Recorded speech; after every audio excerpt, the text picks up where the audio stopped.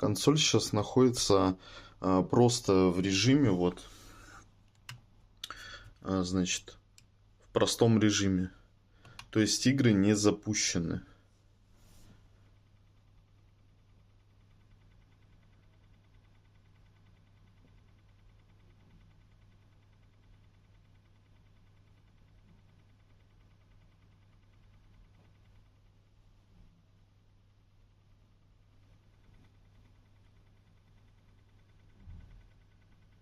То есть что это за стук? Я так понял, это у меня разболтанный кулер.